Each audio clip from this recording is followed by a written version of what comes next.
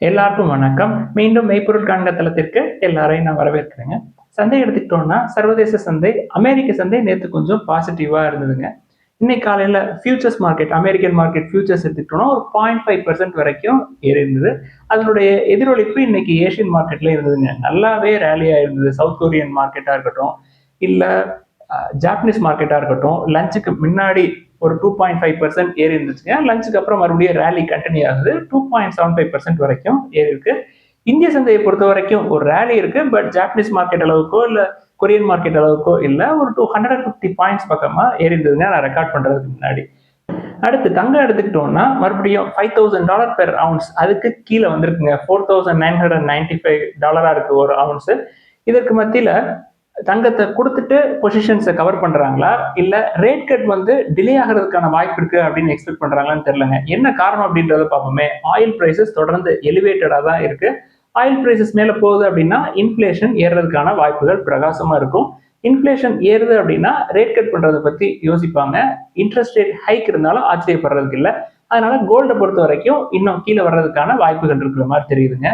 சரி, oil prices சாஃபன் ஆகிறதுக்கு வாய்ப்பு இருக்கா அப்படின்னு பார்த்தா அதற்கான சூழலும் இல்லைங்க. என்ன காரணம்? வார் இப்போதைக்கு முடிகிற மாதிரி ஒரு சூழலே தெரியல. ஈரானை பொறுத்த வரைக்கும் தொடர்ந்து அட்டாக் பண்றாங்க, அமெரிக்காவும் தொடர்ந்து அட்டாக் பண்றாங்க. சமாதான பேச்சுவார்த்தை அப்படின்னா பேச்சுவார்த்தைக்கு தயாரா இல்லை. ஒரு சில நிபந்தனைகள்லாம் கொடுக்குறாங்க. நிபந்தனைகளை ஏற்கக்கூடிய அளவுல ட்ரம்ப் அவர்கள் இருப்பாரா அப்படின்னு கேட்டா எல்லாருக்குமே தெரியுங்க. ஒரு நிபந்தனைகளை ஏற்றுக்கிறது அப்படின்றது ரொம்ப சந்தேகம் தான்.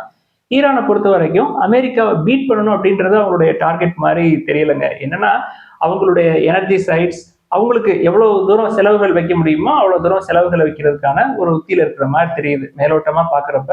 இதற்கு மத்தியில இந்தியாவுடைய சீஃப் எக்கனாமிக் அட்வைசர் ஆனந்த நாகேஸ்வரன் அவர்கள் என்ன சொல்றாங்க, இந்த க்ரூட் ஆயில் பிரைசஸ் அப்படின்றது $120 to $130 பெர் பேரல் அப்படின்றது ஒரு 2 or 3 quarters கண்டினியூ ஆகுது அப்படின்ற பட்சத்துல ஜிடிபி அதாவது 100 பேஸ் பாயிண்ட்ஸ் வரைக்கும் குறையிறதுக்கான வாய்ப்பு இருக்கு அப்படின்னு சொல்றாரு.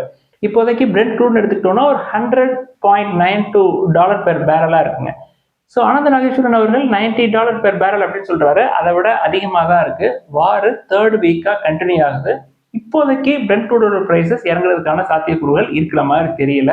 க்ரூடோட பிரைசஸ் தொடர்ந்து எலிவேட்டடா இருக்கு அப்படின்னா ரூபாயோட மதிப்பு டாலருக்கு எகெயின்ஸ்டா தொடர்ந்து ப்ரெஷர்ல தான் இருக்கும். நான் கடைசியா பார்த்தப்ப 92.42 இந்திய ரூபாயா இருந்ததுங்க ஒரு டாலர்.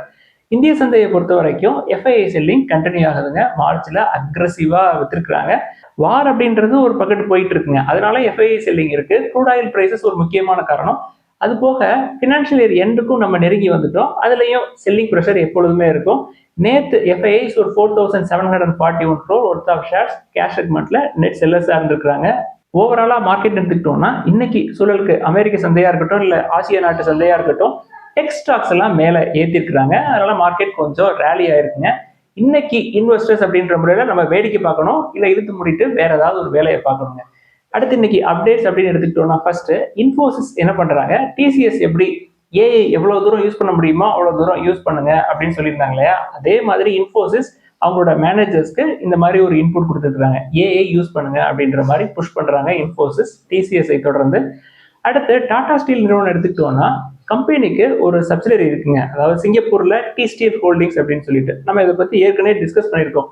அதாவது மே ஜூன் 2025 இருந்து தொடர்ந்து ஃபண்ட் இன்ஃபியூஸ் பண்ணிக்கிட்டே இருக்கிறாங்க. ஃபினான்ஷியல் 26ல கம்பெனி என்ன சொல்றாங்க, ஃபினான்ஷியல் 27லயும் நாங்கள் ஒரு $2 பில்லியன் வரைக்கும் இன்வெஸ்ட் பண்ணுவோம். அதாவது 18,500 கோடிக்கு பக்கமா நாங்கள் தொடர்ந்து ஃபினான்ஷியல் 27ல இன்வெஸ்ட் பண்ணுவோம் அப்படின்னு சொல்லியிருக்காங்க. இது ஃபர்ஸ்ட் அப்டேட்ங்க.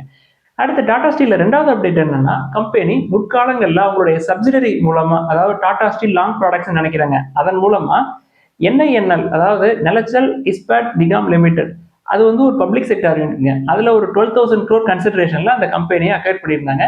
இப்ப போர்டு அந்த நிறுவனத்தை அமால்கமேட் பண்றதுக்கான அப்ரூவல் கொடுத்துருக்காங்க.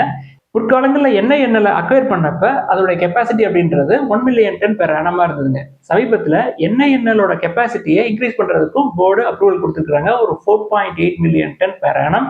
ஸோ இது டாடா ஸ்டீல் நிறுவனத்துல வந்த அப்டேட்ஸ்ங்க. அடுத்து ஏத்தர் எனர்ஜி எடுத்துக்கிட்டோம்னா இன்னைக்கு ஒரு 5% or 6% பக்கமா மேலே இருக்குங்க. என்ன காரணம் அப்படின்னு பார்த்தோம்னா அவங்களுடைய சர்வீஸ் நெட்வொர்க்கை அக்ரெசிவா எக்ஸ்பேண்ட் பண்ணியிருக்காங்க. அதாவது ஃபினான்ஷியல் இயர் 25 முடிவில் வெறும் 277 சர்வீஸ் நெட்வொர்க் ஸ்டேஷன்ஸ் இருந்தது. இப்போ 500 கிராஸ் பண்ணி போயிடுச்சுங்க. அதாவது அப்படியே டபுள் ஆயிருக்கு. இன்னும் ஃபினான்ஷியல் இயர் 26 முடியல.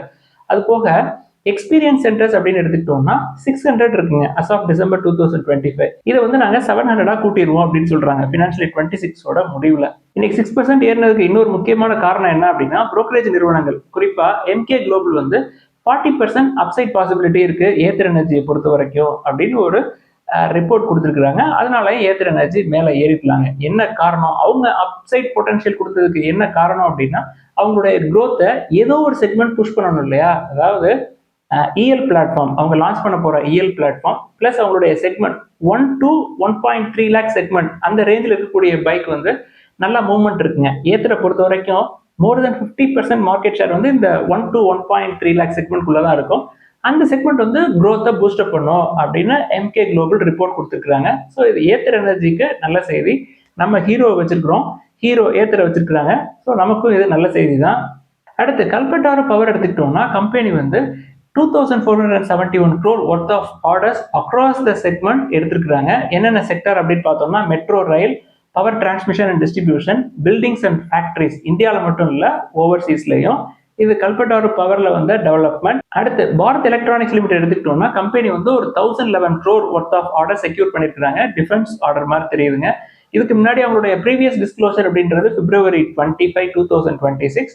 குறிப்பா இந்த ஆர்டரை பொறுத்த வரைக்கும் communication equipments, radar wiring and jamming system, fire control system, fire detection and warning system, இந்த மாதிரி நிறைய விஷயங்கள் கொடுத்துருக்காங்க. இது பெல்ல வந்து டெவலப்மெண்ட். அடுத்து ஹிந்துஸ்தான் காப்பர் எடுத்துக்கிட்டோம்னா கம்பெனியோட மேலிடம் என்ன சொல்றாங்க, நாங்க 2031 இப்ப இருக்கிற கெப்பாசிட்டி மாதிரி ட்ரிபிள் த டைம் நாங்க கெப்பாசிட்டி எக்ஸ்பேண்ட் பண்ணுவோம் அப்படின்னு சொல்லியிருந்தோம். அது அந்த ட்ராக்லயே தான் நாங்க போயிட்டு இருக்கோம், அதுல நாங்க பின்வாங்கல அப்படின்னு சொல்றாங்க. அதாவது இப்போதைக்கு அவங்களோட கெப்பாசிட்டி அப்படின்றது 4 மில்லியன் டன் பெர் ஆனமா இருக்குங்க. இதை 2031 12.2 மில்லியன் டன்னா நாங்க கூட்டிடுவோம் அப்படின்னு சொல்றாங்க. எப்படி நாங்க இந்த கெப்பாசிட்டியை கூட்டுவோம் அப்படின்னு சொல்றாங்கன்னா மத்திய பிரதேஷ், ராஜஸ்தான்ல இருக்கக்கூடிய அவங்களுடைய மைன்ஸ்ல நாங்க வந்து எக்ஸ்பான்ஷன் ஒர்க்கை பண்ணுவோம். அது போக 3 மைன்ஸ் வந்து க்ளோஸ்டா இருக்கு ஜார்க்கண்டை பொறுத்த வரைக்கும் due to technical and economic reasons. அதை வந்து மறுபடியும் ரன் பண்ண வைப்போம், அதற்கான வேலைகள்ல ஈடுபடுவோம். இதன் மூலமா எங்களுடைய டார்கெட்டை நாங்க அச்சீவ் பண்ணிடுவோம் அப்படின்னு சொல்லியிருக்காங்க. ஹிந்துஸ்தான் காப்பர் கம்பெனியை பொறுத்த வரைக்கும் பயங்கரமா ரேலி ஆயிடுச்சுங்க. முற்காலங்கள்ல நீங்க கன்சிடர் பண்ணி வச்சிருந்தீங்க அப்படின்னா பத்திரமா வச்சுக்கலாம். அடுத்து ஐடிபிஐ பேங்க் எடுத்துக்கிட்டோம்னா ப்ரொமோட்டர் என்டிட்டி வந்து நாங்க மறுபடியும் ஸ்டேக் சேல் ப்ராசஸை இனிஷியேட் பண்ணுவோம், ஃப்ரம் ஸ்கிராச் நாங்க இனிஷியேட் பண்ணுவோம் அப்படின்னு சொல்லியிருக்காங்க. அதாவது கோட்டெல்லாம் அழைச்சிட்டு மறுபடியும் கோடு போட போறாங்க. அடுத்து ஸ்ரீ சிமெண்ட் எடுத்துக்கிட்டோம்னா கம்பெனியோட போர்டு வந்து புதுசா மொரீஷியஸ்ல ஒரு சப்சிடரி இன்கார்பரேட் பண்றதுக்கான அப்ரூவல் கொடுத்துருக்காங்க. அதாவது ஸ்ரீ சிமெண்ட் மொரீஷியஸ் லிமிடெட் அப்படின்னு சொல்லிட்டு இந்த சப்சிடரி அதோடைய ஃபோக்கஸ் என்ன அப்படின்னா cement and related products and trading of cement ப்ராடக்ட்ஸ்ங்க. அதாவது ஃபெசிலிட்டி இன்ஸ்டால் பண்ணுவாங்க, then storage, packaging, then trading of cement and other construction materials. குறிப்பா சொல்லணும் அப்படின்னா clinkers, coal and other construction materials trading ஆக்டிவிட்டியும் பண்ற மாதிரி தெரியுதுங்க இந்த சப்சிடரியை வச்சுக்கிட்டு.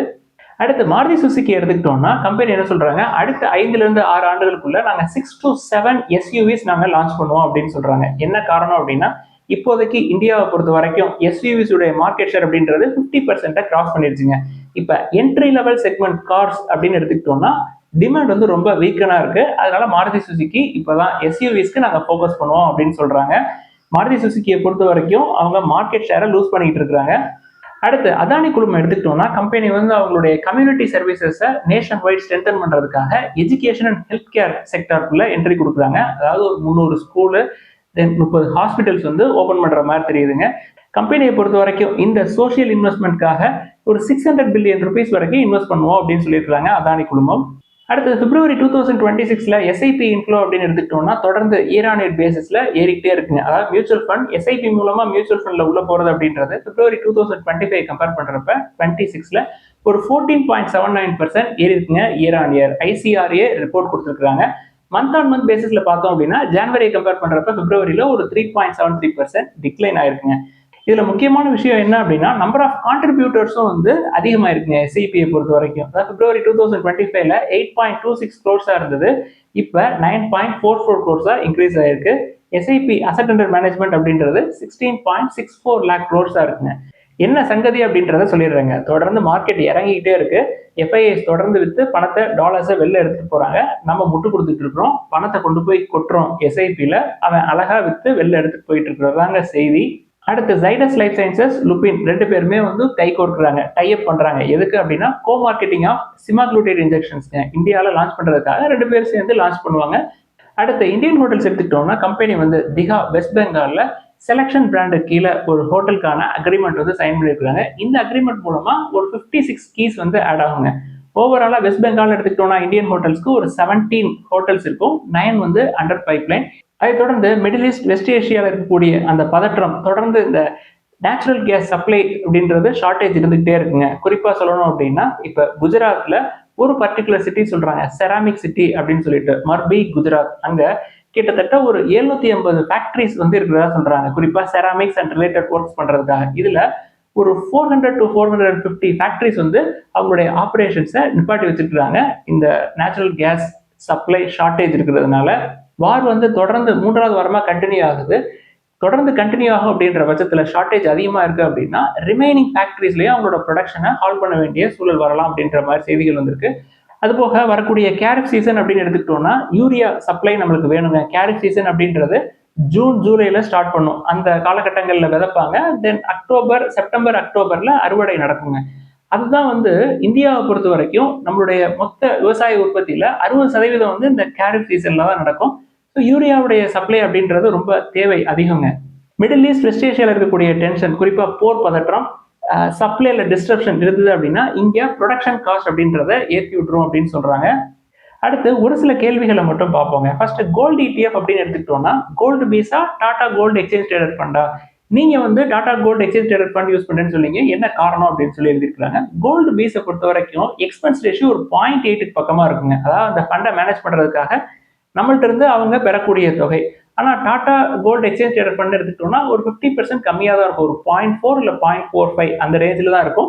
அதனாலதான் நான் டாடா கோல்டு ETF சூஸ் பண்ணதுக்கு முக்கியமான காரணம். எதுனாலும் சூஸ் பண்ணலாம், எக்ஸ்பென்ஸ் ரேஷியோ கம்மியாகவும் இருக்கணும், at the same time Tata குழுமம் பத்தி எல்லாருக்குமே தெரியும், அதனால நான் அதை சூஸ் பண்ணேன்.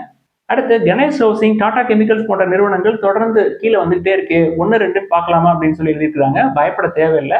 கணேஷ் ஹவுசிங்கை பொறுத்த வரைக்கும் லாஸ்ட் 5 இயர்ஸ்ல பயங்கரமா ரேலி ஆயிருக்கும், அதனால ப்ராஃபிட் புக்கிங் இருக்க தான் செய்யும். நம்ம 1-2 பார்க்கறதுல எந்த பிரச்சனையும் இல்லைங்க. ஸ்ட்ராங்கான பைப்லைன் இருக்கு. இன்னும் ஒரு 4 or 5 இயர்ஸ்ல மறுபடியும் நல்ல லெவலுக்கு போயிடும். ஆனா எவ்வளவு தூரம் கீழே வரும் அப்படின்றதான் கேள்வி. தென் டாடா கெமிக்கல்ஸை பொறுத்த வரைக்கும் புக் வேல்யூக்கு கீழே தான் இருக்கு, சேஃபர் சைடில் தான் இருக்கும்.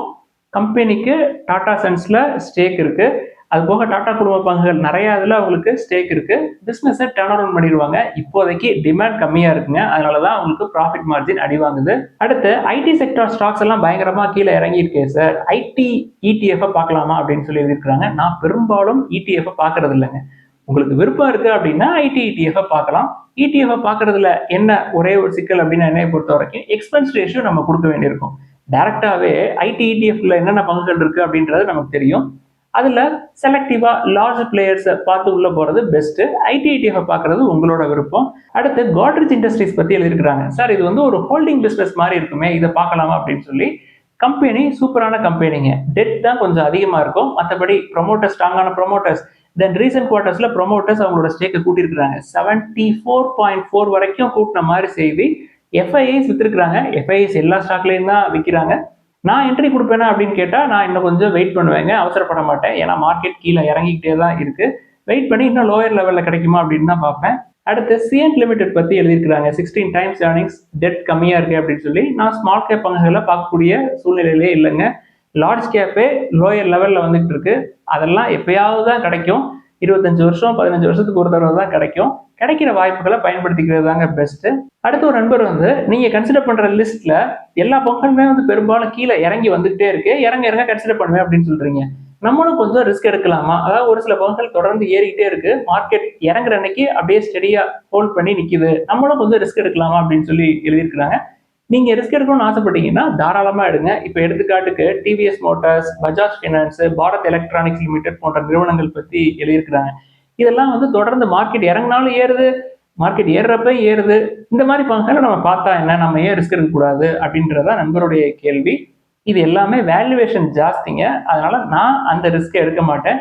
அதாவது கீழே இறங்க இறங்க கன்சிடர் பண்றதே we are taking risk தான். எதுக்கு நம்ம கீழே இறங்குறப்ப லோயர் லெவல்ல பிடிக்கணும்னு சொல்றோம்? லோயர் லெவல்ல குட்டி குட்டி கம்பெனிஸ் எல்லாம் பிடிக்கிறது இல்லைங்க, நம்ம பெரும்பாலும் லார்ஜ் கேப்பா பார்த்து தான் பிடிக்கிறோம். லோயர் லெவல்ல பிடிக்கிறப்ப நம்மளுக்கு நல்ல ஈல்டு கிடைக்கும். தென் லாங் டேர்ம்ல கம்பெனி மறுபடியும் நல்ல பெர்ஃபார்மன்ஸ் காட்டுறப்ப ஈல்டு பிளஸ் ஷேர் பிரைசஸ்ல அப்ரிசியேஷனும் கிடைக்கும். டபுள் அட்வான்டேஜ்க்காக இதை பார்க்குறோம். இதெல்லாம் தான் இந்த பதிவில் முக்கியமாக டிஸ்கஸ் பண்ணணும்னு நினைச்சோம். முதலீடுகளில் ஏதாவது சந்தேகங்கள் கேள்விகள் இருந்தால் எல்லாத்தையும் எழுதுங்க. எல்லாருக்கும் நன்றி.